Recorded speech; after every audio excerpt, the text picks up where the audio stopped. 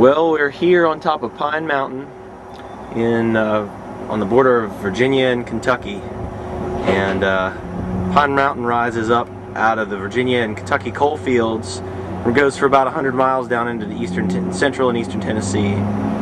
So we're here on top of Pine Mountain, very top, state line gas station. And over here, looking out into Wise County, Virginia, it's hard to see through the trees there, but there's a bunch of mountaintop removal over there. And right here's what they're after. It's here in the parking lot.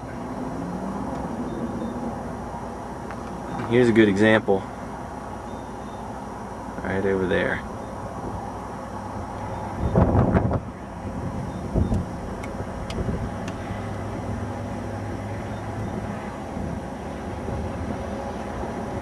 That's Wise County for you. So we are still on top of Pine Mountain on the state line between Kentucky and Virginia, and we're here on a monument right on top of the mountain for the Battle of Pound Gap, which is the route 23 cutting across from Letcher County, Kentucky over into Wise County, Virginia. And on March 16, 1862, there was a battle between Confederate and Union soldiers. And I'm just going to read you what it says on this monument marker here. So, alright. When the war between the states began in April of 1861, the citizens of Letcher County were deeply divided. When it became apparent each would have to take sides, Union or Confederate, most neighborhoods and families would send soldiers to both armies, making it truly a brother against brother war. Though the local men were not professional soldiers, the hardships and dangers of living in the mountains had trained them to be hardy and courageous fighters. These traits would serve both armies well during the war. Whitesburg was the county seat and was an official Confederate recruiting center.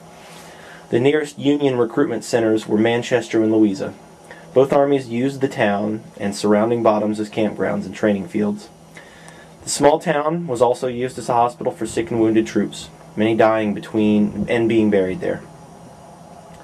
The road going through Pound Gap into Virginia was considered the best access into that state. The gap was occupied by troops from both armies throughout the war. This resulted in several battles for the gap.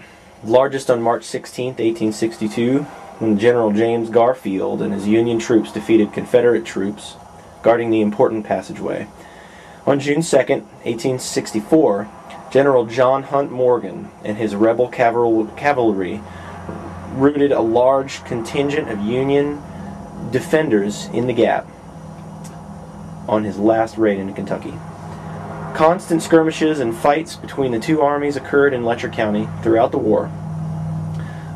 They were never larger in number, but deadly just the same.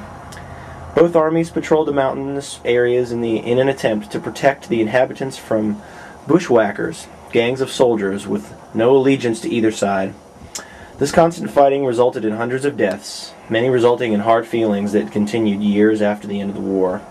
The majority of mountain feuds can trace the beginnings back to this turbulent time. The following statement on the Confederate Memorial at Arlington National Cemetery holds true for all Letcher Countyans of the war, regardless if Confederate or Union. Quote, "Not for fame or reward, not for place or rank, not lured by ambition or goaded by necessity, but in simple obedience to duty as they understood it. These men suffered all, sacrificed all, dared all, and died." So we have a monument here for these folks over 100 years ago, of course, and so now there's a coal miners monument, battle information, site reenactment brochures, Kentucky's Elk County Corridor, Civil War site reenactments.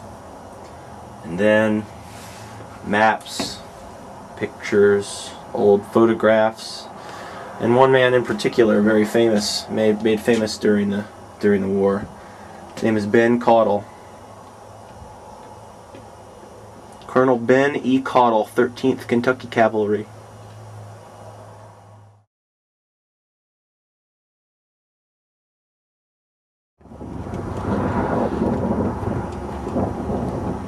United we stand, divided we fall. Brothers once more. President Abraham Lincoln, commander of the Union regiments.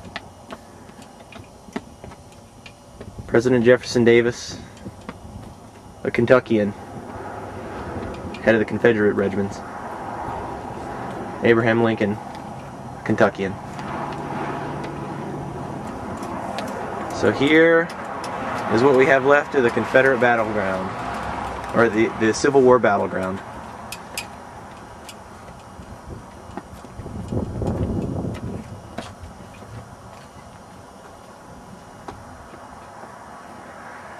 And this road continues on around, bends around to the southwest. And there's a large chunk of Pine Mountain cut out now, so that the divided highway can meander its way down to Jenkins, Kentucky, and then over to Whitesburg. Another thing to take a gander at: Pine Mountain is made of a different type of rock than the rest of the coal fields. It's part of the ridge and valley system. The folds of the ridge and valley system were caused by continental shifts and making the layers of the mountains from here south into Virginia and into Tennessee long ridge lines with long open valleys. But Pine Mountain's different. It's one of the ridge and valleys that pops up into the coal fields itself. And so between Pine Mountain and the next ridge south in Virginia is a large section of coal-bearing horizontal rock layers, which is known as Wise County, right over there. And so Pine Mountain rises up above all the mountains around it in both Virginia and Kentucky because of the continental shifts. And so what we're looking at here is where through Pound Gap, where that battle was I just told you about, now there's a big swath that's been cut. As we learned about earlier in the reading from the monument, the Kentucky side of Pine Mountain was used as, it was the home to both Confederate and Union soldiers and families, and now it's home to some of the worst mountaintop removal coal mining that I've ever seen, and I've seen a lot.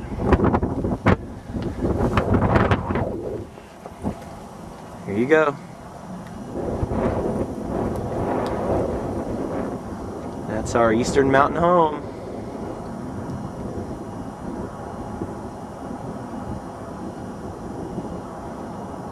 This spans hundreds of miles in patches from East Tennessee all the way up into central West Virginia.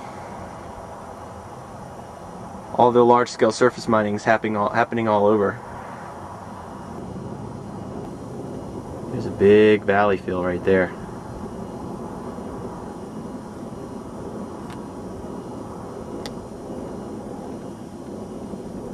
Big valley fill. The gas well on top sometimes. Sometimes they'll drill down through the old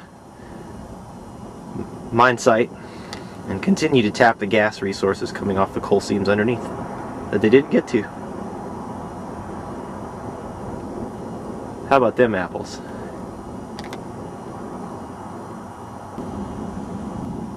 I wonder if the Confederate and Union armies really thought they were fighting for stuff like this. I wonder what they'd say.